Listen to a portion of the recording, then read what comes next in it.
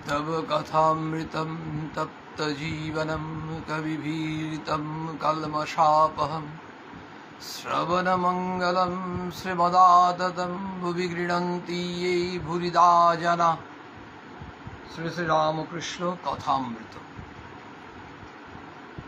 আমরা ঠাকুরের অমৃত বাণী যখন পাঠ করি, যখন শ্রবণ করি, যখন প্রসঙ্গ করি, চিন্তন করি, স্মরণ মনন করি, আমাদের ব্যক্তিগত কল্যাণ বিভিন্ন দিক দিয়ে হয়। শ্রী শ্রী রামকৃষ্ণ কথামৃত এমন একটি গ্রন্থ যেখানে ঠাকুর খুব সহজভাবে ছোট্ট ছোট্ট উপমা দিয়ে, কখনো ছোট গল্পের মাধ্যমে গূঢ় ঈশ্বরীয় তত্ত্ব ব্যাখ্যা করছেন, বোঝাচ্ছেন। জীবের কল্যাণের জন্য, আমাদের সাধারণ মানুষের মঙ্গলের জন্য ঠাকুরের এই অমৃত বাণী প্রতি মুহূর্তে প্রয়োজন। ঠাকুর বলেছিলেন এক সময় নিজের ছবি দেখিয়ে, একদিন এই ছবি ঘরে ঘরে পুজো হবে। তাই হয়েছে। এখন সারা পৃথিবীময় শ্রীরামকৃষ্ণ ভাবনা, তার এই ভাবনার এই প্রবল যে বন্যা মুখে, স্বামীজির কথায় সকলকে ভেসে যেতে হবে। এখন কত মানুষ বিশ্ব জুড়ে এই অশান্তির মধ্যে একটু শান্তি পেতে চায়।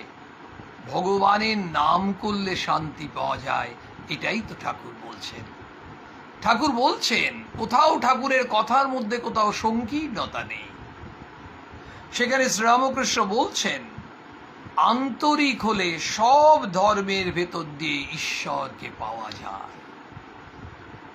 আন্তরিকতা, বারবার যে কথাটার উপর ঠাকুর জোর দিচ্ছেন, দুটো জিনিস। এক, আমাদের স্মরণ করিয়ে দিচ্ছেন, বারবার স্মরণ করিয়ে দিচ্ছেন, আমরা আমাদের নিজেদের জীবনের যে উদ্দেশ্য সেটা আমরা জানি না। আমাদের জীবনের উদ্দেশ্য হয়তো কেউ ভাবছি একজন চার্টার অ্যাকাউন্টেন্ট হবে, একজন লয়ার হবে, একজন ইকোনমিস্ট হবেন, অধ্যাপক হবেন, রাজনীতিবিদ হবেন, ক্রিকেটার হবেন। এগুলো আমাদের জীবনের লক্ষ্য বা উদ্দেশ্য বলে আমরা ভাবি। আমরা সন্তানদেরকেও তাই বলি। ঠাকুর বলছেন মনুষ্য জীবনের উদ্দেশ্য, মনুষ্য জীবনে লক্ষ্য করতে হবে। আমরা যেহেতু এই মনুষ্য জন্ম পেয়েছি, এটা আমাদের পরম সৌভাগ্য। বলছেন এই জীবনের উদ্দেশ্য হচ্ছে ভগবান লাভ।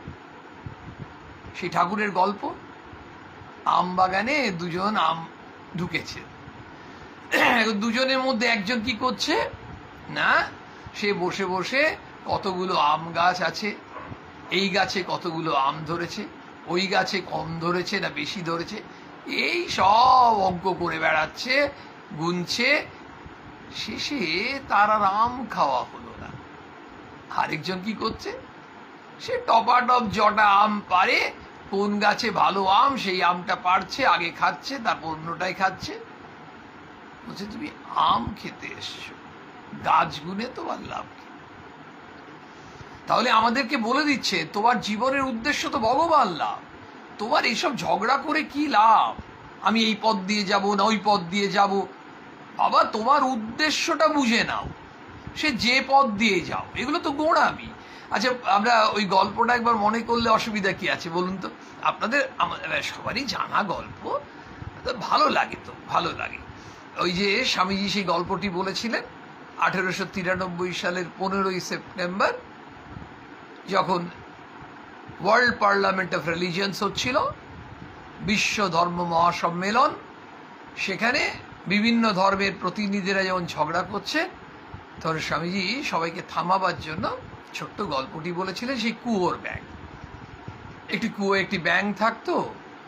সেই ব্যাঙটি ভাবতো যে আমি যেখানে থাকি এর থেকে বড় জায়গা হতেই পারে না, কারণ তো সে তো আর কুয়ো ছাড়া কিছু দেখেনি। তো একদিন একটি ব্যাঙ সাগর থেকে এসে কোনোভাবে কুয়োয় পড়ে। তো এই ব্যাংকটি, কুয়োর ব্যাংকটি ওকে দেখে বলে, ভাই তুমি তুমি আবার কবে এলে? বলছে এই তো এলাম। তুই কোত্থেকে এলে? ওর সাগর থেকে, সমুদ্র। বলছে সে আবার কি? সাগর কেমন বড়? বলছে বিরাট বড়। কুয়োর ব্যাংকটা এক লাফ দিয়ে বলছে এত হয়েছে তোমার কোনো আন্দাজই নেই। আবার এক লাফ দিয়ে, এমনিভাবে 2-3 বার দেখিয়েছে আর মানতে চাইছে না। কুয়োর ব্যাংকটা রেগে গেছে, তাকে বার করে দিল। বলছে হ্যাঁ, আমার থেকে বড় কিছু হতে পারে? বলে স্বামীজি গল্পটি শেষ করে বলছেন, আমরা সব, বলছে আমি হিন্দু, আমি একটা ছোট্ট কুয়োর মধ্যে আছি, আমি ভাবছি যে আর এর থেকে বড় কিছু হতে পারে, মানে আর অন্য কোনো ধর্ম থাকতে পারে। খ্রিস্টান তাই ভাবছে তার নিজের কুয়োয়, মহামেডান নিজের কুয়োয় বসে তাই ভাবছে। নিয়ে আমরা সবাই একটা সংকীর্ণ ধারণা নিয়ে আছি যে আমার পথটি সত্য এবং আমার ধর্মটি ঠিক। স্বামীজি বললেন, we accept all religions as true. আমরা সমস্ত ধর্মকে সত্য বলে গ্রহণ করি, সত্য বলে গ্রহণ করি। We accept. অ্যাকসেপ্টেন্স অত সোজা নয়। আমিও গ্রহণ করে নিচ্ছি, তার মানে গ্রহণীয়তাটা লাস্ট স্টেজ। সব না মেনে নিলে কখনো গ্রহণ করতে পারি না। তাহলে we accept all religions as true. সমস্ত ধর্মকে আমরা সত্য বলে মানি। ঠাকুর এখানে বলছেন, আন্তরিক হলে সব ধর্মের ভেতর দিয়ে ঈশ্বরকে পাওয়া যায়। তার উদ্দেশ্য কি? ঈশ্বরকে পাওয়া। ঠাকুর বলে দিলেন, ঈশ্বরকে পাওয়া যদি উদ্দেশ্য হয় তাহলে উপায়টা কি? কিভাবে ঈশ্বরকে পাবো? ঠাকুর বলছেন, তুমি আন্তরিক হও, খুব ব্যাকুল হও, হয়ে ভগবানকে ডাকো। জোসো ভাবে ভগবান লাভ করতে হবে, যেন তেন প্রকারে, by hook or by crook, by any means তোমাকে পৌঁছতেই হবে। মানে আমাকে আমার গন্তব্যস্থলে পৌঁছতে হবে। দেখুন, আমরা পাগলের মতো করি কিনা বলুন। আমাদের যদি কোনো একদিন, ধরুন কেউ রানীগঞ্জে থাকে, কি কেউ আসানসোলে থাকে, কেউ দুর্গাপুর, কেউ কুলটি, কেউ বর্ধমান, কলকাতা যাওয়ার কথা, সেদিন দেখা গেল হঠাৎ সকালবেলায় উঠে ট্রেন রুটে কিছু একটা ডিরেলমেন্ট হয়েছে, ট্রেন যাবে না। কলকাতা এক্সপ্রেসওয়েতে সেখানে দেখা যাচ্ছে কোনো একটা বড় গন্ডগোল হয়েছে, যে কারণে ওখানে ব্লক করে দিয়েছে। কিন্তু আমরা পাগলের মতো, যার কলকাতায় যাওয়া দরকার সেদিন, সে মানে জোসোভাবে কিছুটা ট্রেন, কিছুটা বাস, কিছুটা গাড়ি, কিছুটা হেঁটে, কিছুটা টোটো, যেভাবে পারবে সে আলটিমেটলি পৌঁছতে চাইবে, কারণ তার যেহেতু ওখানে পৌঁছতেই হবে। সেই জন্য ঠাকুর বললেন আন্তরিক।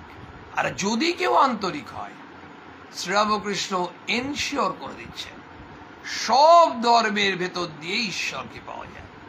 বৈষ্ণবরাও ঈশ্বরকে পাবে, শাক্তরাও পাবে, বেদান্তবাদীরাও পাবে, ব্রহ্মজ্ঞানীরাও পাবে, আবার মুসলমান খ্রিস্টান এরাও পাবে। মানে এমন নয় যে ইসলাম ধর্মের মানুষরাই পাবে, খ্রিস্ট ধর্মের মানুষরা পাবে না, তা নয়। একটু আগে কুয়োর ব্যাংক গল্পটা শুনেছিলাম। আসলে সমস্ত ধর্মই সত্য এবং সমস্ত ধর্ম মতেই ঈশ্বরকে পাওয়া যাবে। সেটা কে বলছেন? যিনি সমস্ত ধর্মের সাধনা করলেন, তিনি হচ্ছেন শ্রীরামকৃষ্ণ।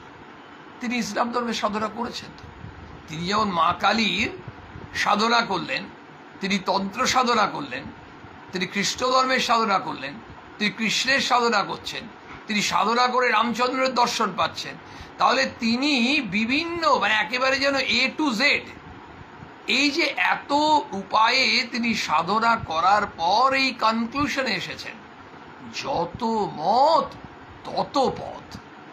তখন বলছেন ঠাকুর, আন্তরিক হলে সবাই পাবে। কিন্তু যেটার অভাব আমাদের সাধারণ মানুষের মধ্যে, আন্তরিকতা, ব্যাকুলতা, তীব্র ইচ্ছা, আর্জ, ইন্টেন্স আর্জ, একেবারে আমাদের ভেতরটা আটু করবে। আপনারা সেই গল্পটা জানেন তো। আজ গুড ফ্রাইডে যীশুখ্রিস্টের গল্পটাই আমরা বলি। ঠাকুর বলছেন যে যীশুখ্রিস্টকে একজন বলছেন, যেহেতু আজ গুড ফ্রাইডে, যীশুখ্রিস্টের যদি একটা ছোট্ট গল্প আমরা প্রসঙ্গত আনতে পারি আমাদের খুব ভালো লাগবে। দেখুন, অদ্ভুতভাবে সেদিন একজন গিয়ে যীশুখ্রিস্টকে বলছেন যে ভগবানকে যে পাওয়ার জন্য কি করতে হবে, মানে কি করে পাওয়া যায়। এনাদেরকে এই যে অবতার পুরুষ যারা এসেছেন, যুগে যুগে যে অবতার এসছেন, রামচন্দ্র, শ্রীকৃষ্ণ, চৈতন্য মহাপ্রভু, শ্রীরামকৃষ্ণ যারাই এসেছেন, তাদেরকে এই প্রশ্নের উত্তর তো দিতে হয়েছে। যুগে যুগেই তো মানুষের এই প্রশ্ন।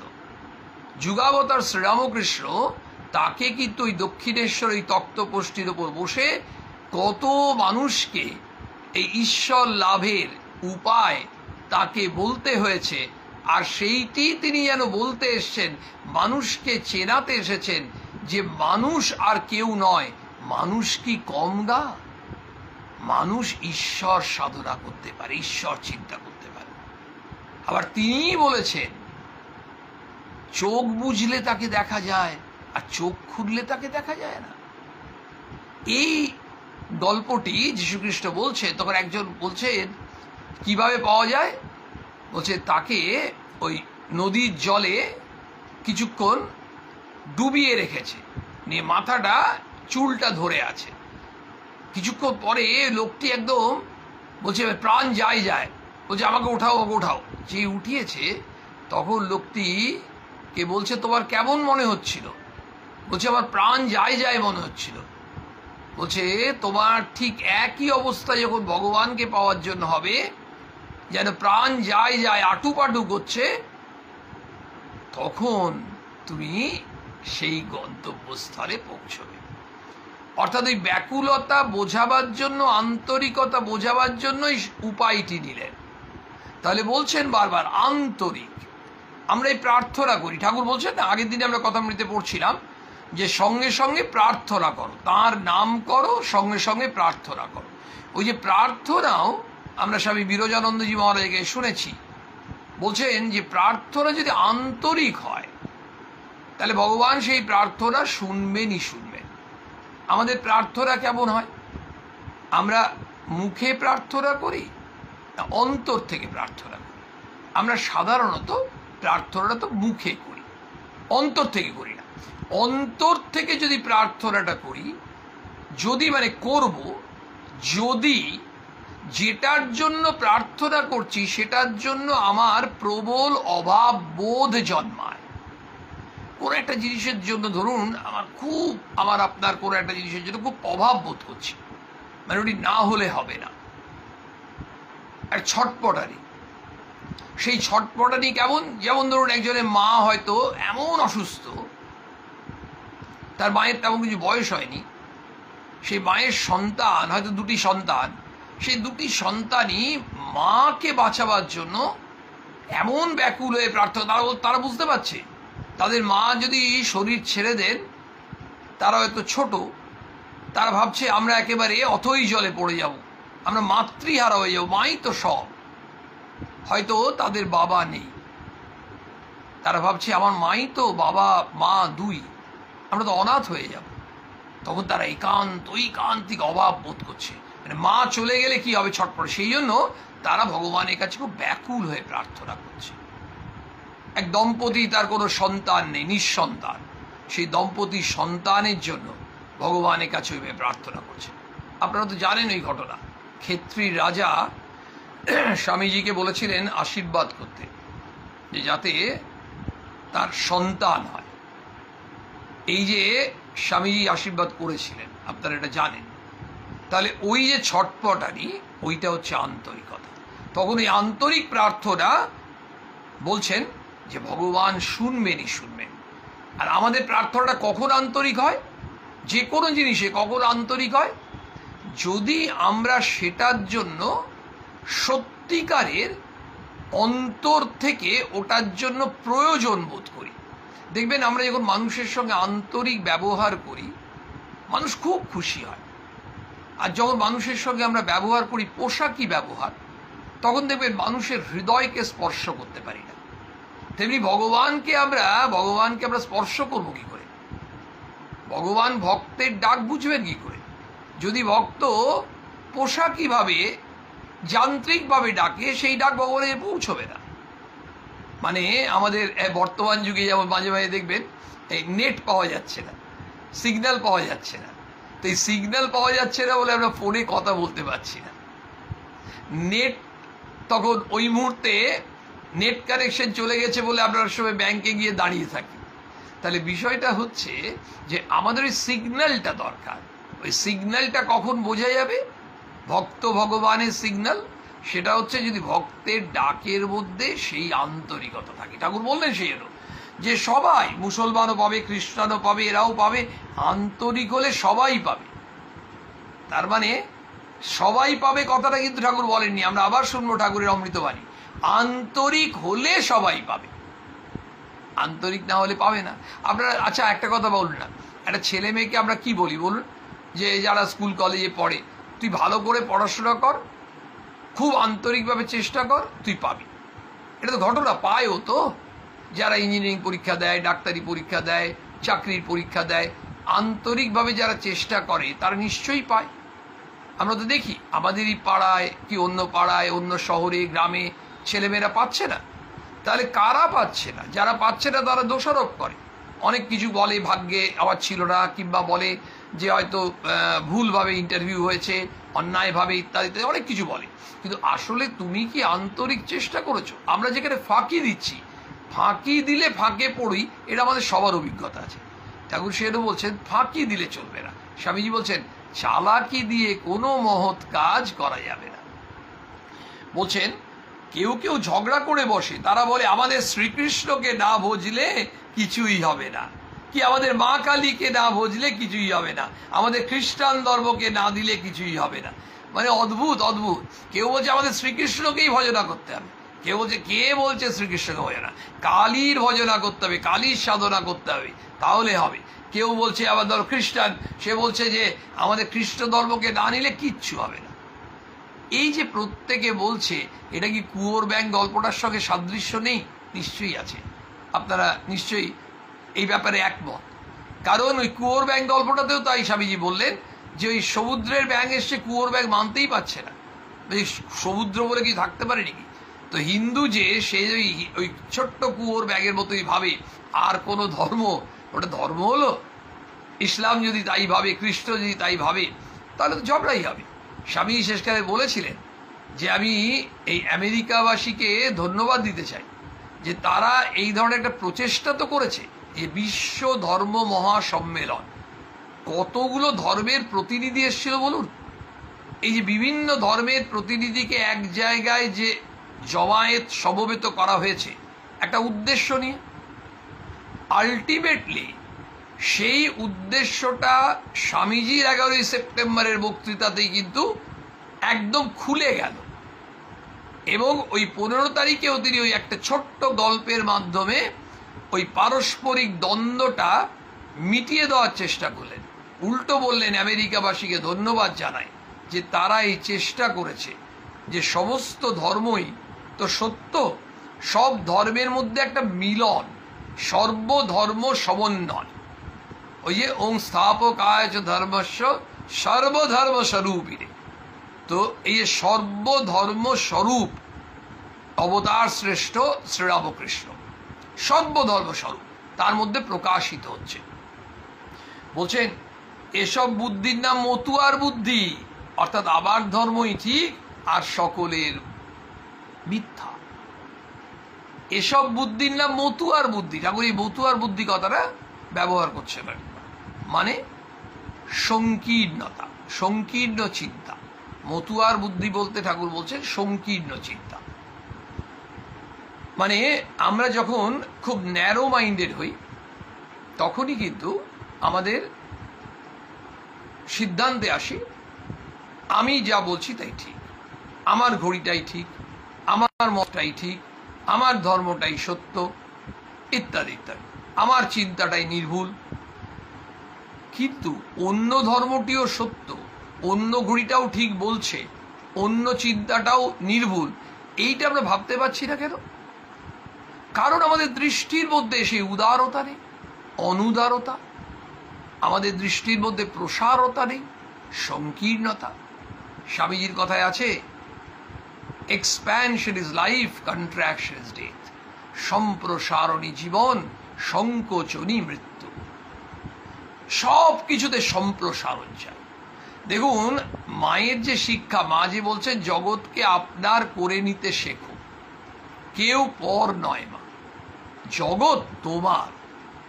মানে মা যেটি আমাদের শেখাতে চাইছেন, আমরা শিখছি না আলাদা ব্যাপার, কিন্তু মা আমাদের শেখাতে চাইছেন যে তুমি এমনভাবে কেন নিজেকে নিয়ে আছো ছোট্ট জায়গায়, তুমি তাকেও আপন করার চেষ্টা করো। আপন করতে চাইলে কি লাগবে? সম্প্রসারণ। কিসের সম্প্রসারণ? হৃদয়ের সম্প্রসারণ। হৃদয়ে সম্প্রসারিত হয় কখন? যখন হৃদয়ে চিন্তা উদার হয়। উদার চিন্তার মানুষরা কখনো বলতে পারে না আমার ধর্মই সত্য, আমার ধর্ম দিয়েই ভগবানকে পাওয়া যাবে, অন্য ধর্ম দিয়ে পাওয়া যাবে না। এই বুদ্ধির নাম শ্রীরামকৃষ্ণ বলছেন মতুয়ার বুদ্ধি। শুনি ঠাকুর কি বলছেন? এসব বুদ্ধির নাম মতুয়ার বুদ্ধি। অর্থাৎ আমার ধর্মই ঠিক আর সকলের মিথ্যা, এ বুদ্ধি খারাপ। ঈশ্বরের কাছে নানা পথ দিয়ে পৌঁছানো যায়, ঠাকুর বলেই দিলেন এ বুদ্ধি খারাপ। মতুয়ার বুদ্ধি একটা বুদ্ধি, সংকীর্ণ বুদ্ধি, কিন্তু সেটা ভালো নয়। ভালো নয় এই কারণেই, কারণ সেখানে দ্বন্দ্বই বাড়ে। আর সব থেকে বড় কথা, ঠাকুর বলছেন এটা ভুল চিন্তা, কারণ ঈশ্বরের কাছে নানা পথ দিয়ে পৌঁছানো যায়। এইটা বারবার ঠাকুর সহজ উদাহরণ দিয়ে আমাদের অনেকবার অনেক জায়গায় বোঝাচ্ছেন। বিশেষ করে ছাদে ওঠার উপমাটা তো কতবার আমরা শুনি ঠাকুরের কাছে। সিঁড়ি দিয়েও ছাদে উঠতে পারো, মই বেয়ে উঠতে পারো, দড়ি দিয়ে উঠতে পারো, কিন্তু সেই ছাদেই তো উঠছো, তাহলে তুমি সেই ঈশ্বরের কাছেই যাচ্ছ। তাহলে সিঁড়ি দিয়ে যাও, মই বেয়ে যাও, অর্থাৎ তুমি যে পথ দিয়েই যাও, যে ধর্মাচরণ করেই যাও, তোমার লক্ষ্য কিন্তু একটাই। সেটাই ঠাকুর বারবার বলছেন, ওই লক্ষ্যটাতে তুমি স্থির থাকো। এই যে বিভিন্ন উপায় নিয়ে তুমি দ্বন্দ্ব করছো, সেখান থেকে তোমার মনটাকে বড় করার চেষ্টা করো। অর্থাৎ এই সংকীর্ণ চিন্তা থেকে আমাদের বেরিয়ে আসতে হবে। যদি সংকীর্ণ চিন্তা থেকে বেরিয়ে আসতে পারি, মনে কত শান্তি বলুন তো। আমরা এক একটা ধর্মের মানুষ শুধু সংকীর্ণতার জন্য আমরা একটা অন্য ধর্মের মানুষের সঙ্গে এমন ব্যবহার করি, যে কারণে কিন্তু আমরা কিন্তু সব ধর্মে এক কথা বলছি, আমরা সেগুলো বুঝিও না, কিন্তু আলটিমেটলি আমরা একজন একজনের সঙ্গে ঝগড়া মানে খুনোখুনি করি। এই যে আমরা পাগলামো করে, কাইন্ড অফ উন্মাদনা, ইনস্যানিটি, এই যে ইনস্যানিটিতে আমরা ভুগছি, এর কারণ আমাদের কনসেপ্ট নেই, আমাদের আইডিয়াটাই পরিষ্কার নয়। আইডিয়াটা পরিষ্কার করার জন্যই আমাদের ঠাকুরকে ধরার দরকার। ঠাকুর ওই জন্যই বলছেন ভাবনাটা একদম পরিষ্কার, সবার ঝগড়া মিটে যাবে। বলছে তুমি কেন ঝগড়া করছো, তুমি যাও না। বর্ধমান থেকে হাওড়া যাচ্ছে বা হাওড়া থেকে দিল্লি যাচ্ছে, একই সেই পূর্বা এক্সপ্রেস বা রাজধানী এক্সপ্রেস, কোনোটা যাচ্ছে কর্ড লাইনে চলে যাচ্ছে, ওই গয়া ইত্যাদি হয়ে, কোনোটা বেল লাইনে চলে যাচ্ছে পাটনা হয়ে, আলটিমেটলি তো সেই নিউ দিল্লি পৌঁছচ্ছে, কিন্তু রুটটা আলাদা। তো কোন রুটটা ভুল? কোন রুটটাই ভুল না। যার যে রুটে ইচ্ছা, যে রুটে টিকিট পাবেন সেই রুটে যাবে। বিষয়টা হচ্ছে, ঠাকুর বলছেন আবার কেউ কেউ বলে ঈশ্বর সাকার, তিনি নিরাকার নন। ঠাকুর বলছেন ঈশ্বর সাকার আবার নিরাকার, এই বলে আবার ঝগড়া। যে বৈষ্ণব সে বেদান্তবাদীর সঙ্গে ঝগড়া করে, সবাই একজন আরেকজনের সঙ্গে ঝগড়া করছে। আমাদের এই ঝগড়া করা, কলহ করার অভ্যাসটা মূলত এই সংকীর্ণ চিন্তা থেকে। যদি ঈশ্বর সাক্ষাৎ দর্শন হয়, দেখুন আমাদের কিন্তু তাই হয়। আমরা যে ঝগড়া করি না, অফিসে বলুন, মানে কর্মস্থলে, কারখানায়, দোকানে, ক্রেতা বিক্রেতা, প্রতিবেশীর সঙ্গে, আত্মীয়দের সঙ্গে, বিভিন্ন জায়গাতেই ঝগড়ার মূল কারণ হচ্ছে আমি যেটা বলছি এটা ঠিক আর তুমি যেটা বলছো ভুল। ঝগড়া মিটে যায় কি করে? আমরা চলো দুজনে বসে আলোচনা করি। আলোচনা করে যদি করি তাহলে দেখা যাবে যে ওই ঝগড়া, সাধারণ ঝগড়া মিটে যায়। ঠিক একইভাবে আমাদের এখানে শ্রীরামকৃষ্ণ ঝগড়া মেটাবার উপায় বলে দিচ্ছেন। বলছেন যদি ঈশ্বর সাক্ষাৎ দর্শন হয় তাহলে ঠিক বলা যায়। যে দর্শন করেছে সে ঠিক জানে ঈশ্বর সাকার আবার নিরাকার।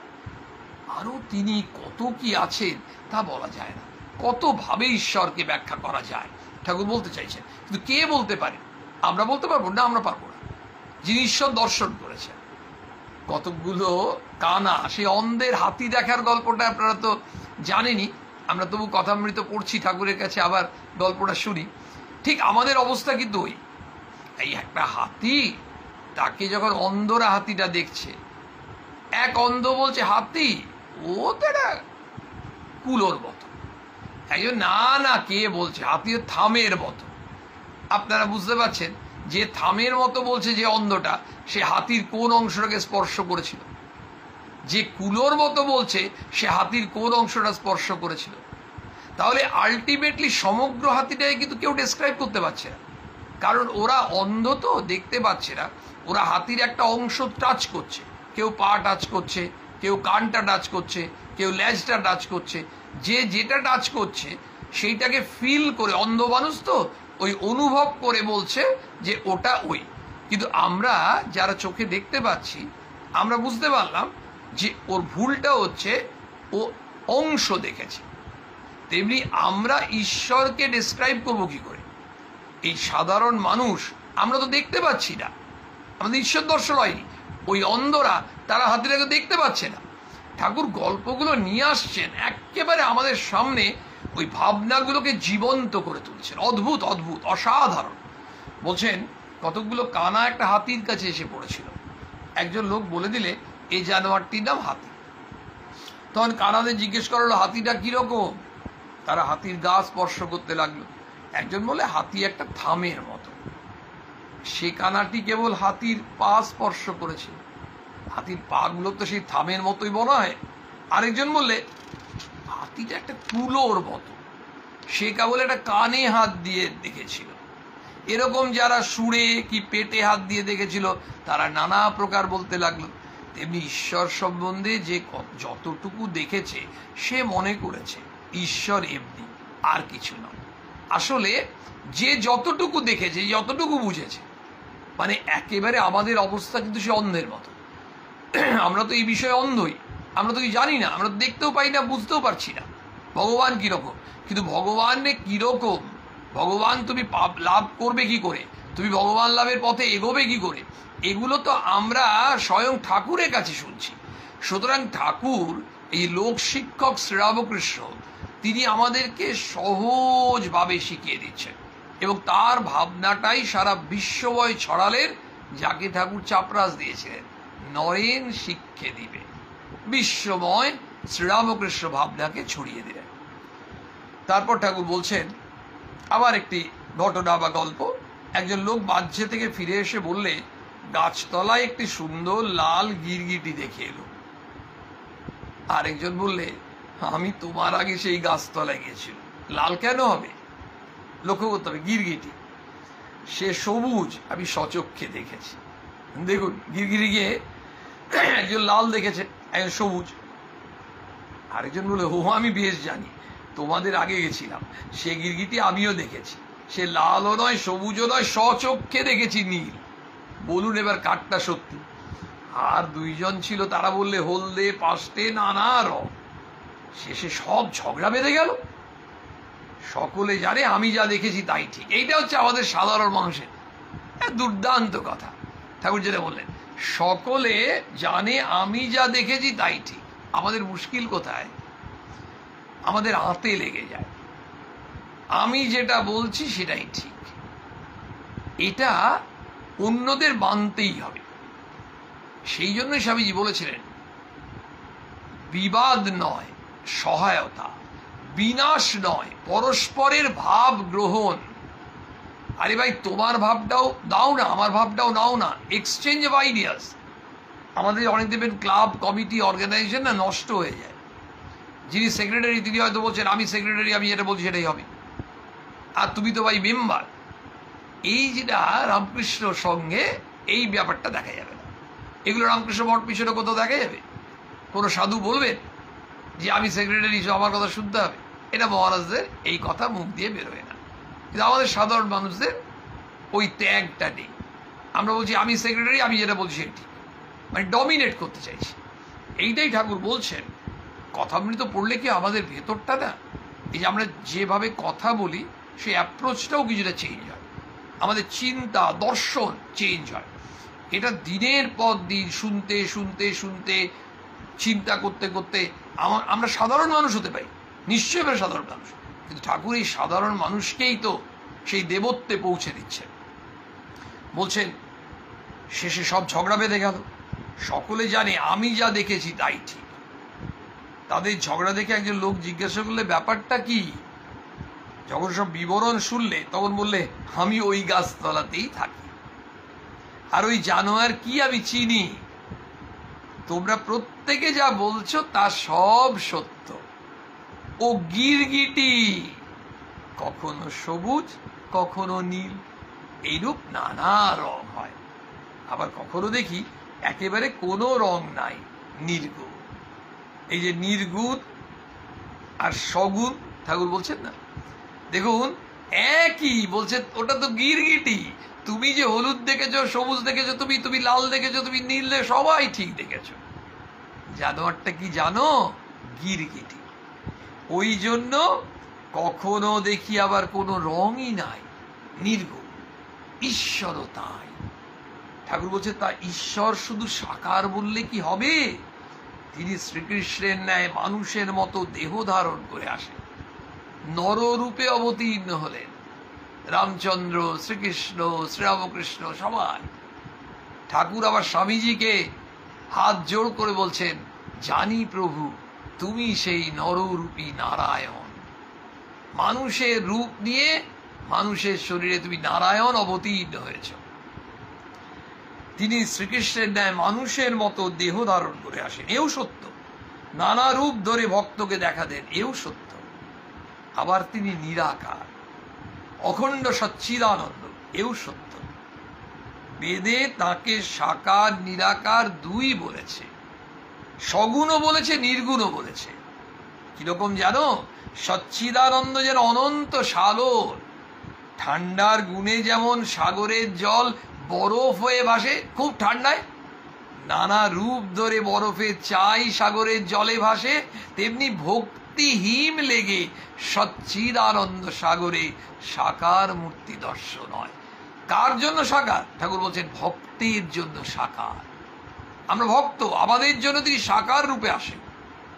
আবার জ্ঞান সূর্য উঠলে বরফ গলে আগেকার যেমন জল, দেখুন ওই যে সূর্য প্রথমে তো জমে গেছিল, হিম হয়ে গেছিল বরফ, আবার যখন গরম হলো তখন জল হয়ে গেল, গলে গেল। সেই গরমটা কোন সূর্য? জ্ঞান সূর্য। অধ ঊর্ধ্ব পরিপূর্ণ, জলে জল। তাই শ্রীমদ্ ভাগবতে সব স্তব করছে ঠাকুর তুমি সাকার, তুমি নিরাকার। মানে আমরা বলছি না ঈশ্বর সাকার না ঈশ্বর নিরাকার, তিনি সাকার, তিনি নিরাকার।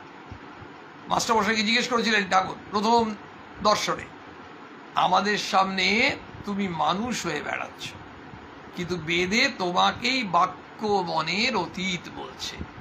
তবে বলতে পারো কোন কোন ভক্তের পক্ষে তিনি নিত্য সাকার, সবসময় তিনি সাকার। এমন জায়গা আছে যেখানে বরফ গলে না, স্ফটিকের আকার ধারণ করে। তখন কেদার প্রশ্ন করছে, আজ্ঞে শ্রীমদ্ ভাগবতে ব্যাস তিনটি দোষের জন্য ভগবানের কাছে ক্ষমা প্রার্থনা করছেন।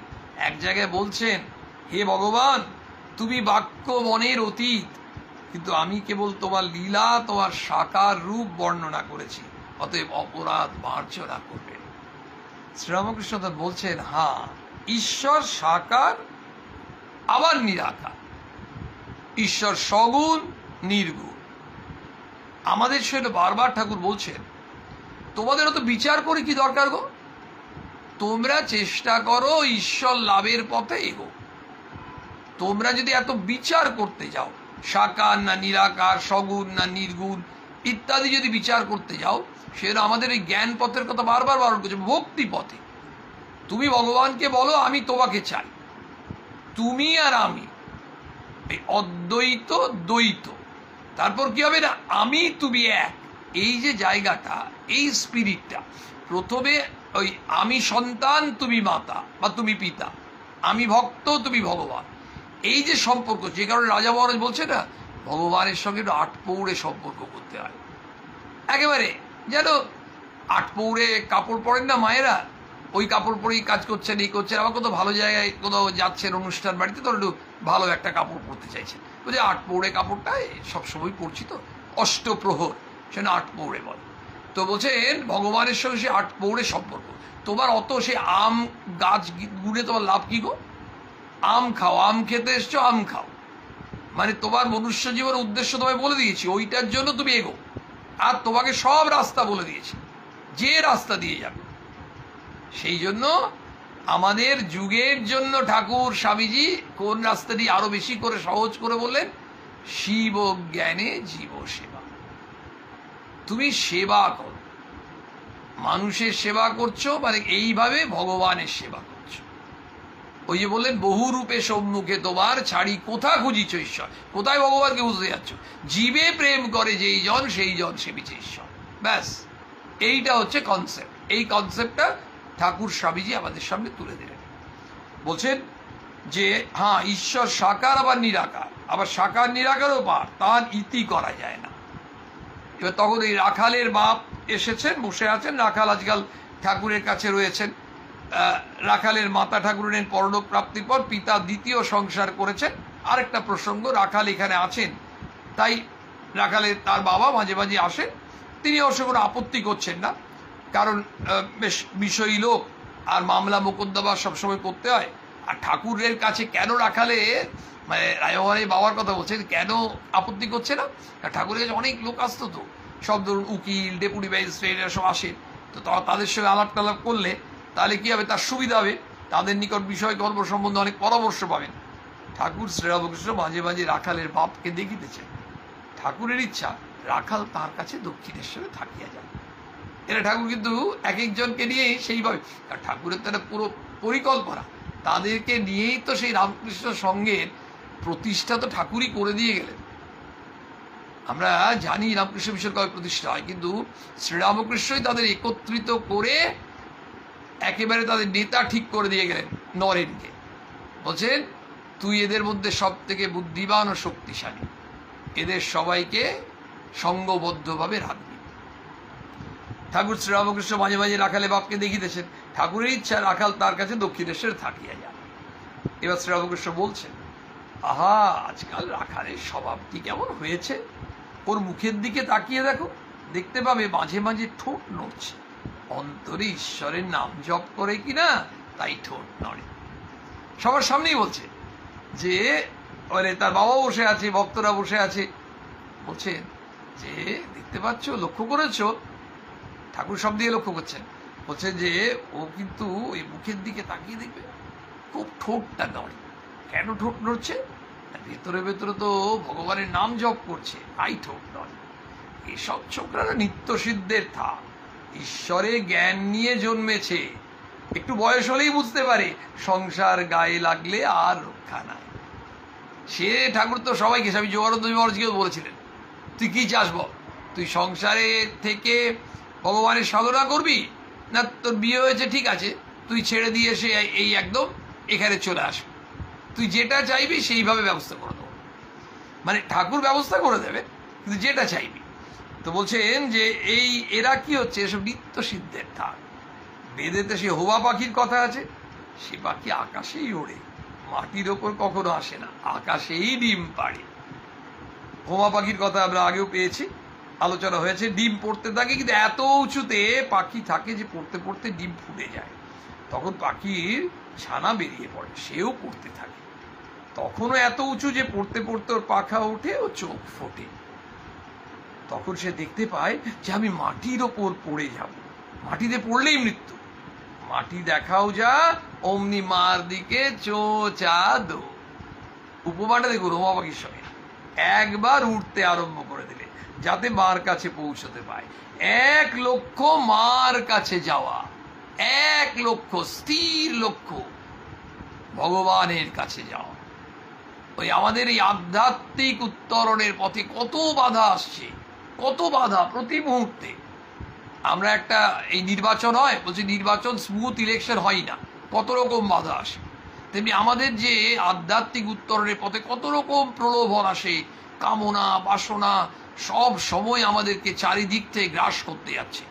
সেগুলোকে অতিক্রম করে ওই পথের দিকে এগোতে হবে, লক্ষ্য এক। এসব ছোকরারা ঠিক সেই রকম, ছেলেবেলায় সংসার দেখেই ভয়, এক চিন্তা, কিসে মার কাছে যাব, কিসে ঈশ্বর লাভ হয়। এই একেবারে ডিটারমিন গোল ফিক্সড হয়ে আছে। এই রাজা মহারাজের কথা বলছেন, যোগীর মহারাজের কথা বলছেন, স্বামীজির কথা বলছেন, বাবুরাম মহারাজের কথা বলছেন। এদের একেবারে ঠাকুরের কাছে যারা আসছেন, ঠাকুর কিন্তু লাটু মহারাজকে দেখুন কোথায় ছাপড়া জেলায় সে মেষপালকের ছেলে এলেন কলকাতায়, রামদত্ত নিয়ে আসছেন দক্ষিণেশ্বরে। যেদিন ঠাকুর তাকে প্রথম দর্শনেই বলছেন, রাম একে তুমি নিয়ে এসছো, এর তো সাধুর লক্ষণ দেখছি। দেখুন ঠাকুর তো প্রথমেই জৌরি চিনে নিয়েছেন তো, স্বামী অদ্ভুতানন্দজি মহারাজ। এই যে এই মানুষগুলো অদ্ভুত, এদের বিভিন্ন, আপনি ফ্যামিলি ব্যাকগ্রাউন্ডগুলো আপনারা দেখুন, লাটু মহারাজের ফ্যামিলি ব্যাকগ্রাউন্ড দেখুন, যোগানন্দজির ফ্যামিলি ব্যাকগ্রাউন্ড দেখুন, স্বামী বিবেকানন্দের ফ্যামিলি ব্যাকগ্রাউন্ড দেখুন, রাজা মহারাজের ফ্যামিলি ব্যাকগ্রাউন্ড, সব ডিফারেন্ট টাইপের। এই ডিফারেন্ট টাইপের ফ্যামিলি ব্যাকগ্রাউন্ডের যারা এসেছেন, ঠাকুর কিন্তু আইডেন্টিফাই করছেন, আইডেন্টিফাই করে এত বেছে নিচ্ছেন। ওই যে মা বলছেন, এই বাছাই করা রত্ন ছেলেগুলো নিয়ে ঠাকুর চালিয়ে দিলেন, আর আমার জন্য পিঁপড়ের সার রেখে দিয়ে গেলেন। সত্যিই তাই, মাকে এই পিঁপড়ের সারকে সামলে যেতে হচ্ছে। তো ঠাকুর তাই বললেন যে ওরা কিসে মার কাছে যাব, কিসে ঈশ্বর লাভ হয়, এই তাদের উদ্দেশ্য। আমরা এর পরের দিন আবার ঠাকুরের কৃপায়, ঠাকুরের অহেতুকী করুণায়, অহেতুকী কৃপায় তিনি আমাদের কৃপা করে বুঝিয়ে দেবেন এরপরে আমাদের কিভাবে এগিয়ে যেতে হবে, তার অমৃত বাণী থেকে আমরা শুনতে পাব। ওং নিরঞ্জনম নিত্যম অনন্ত রূপং ভক্তানুকম্পাধৃত বিগ্রহং বৈ ঈশাবতরং পরমেশ বিগ্রহং তং রামকৃষ্ণং শিরসা নমামः।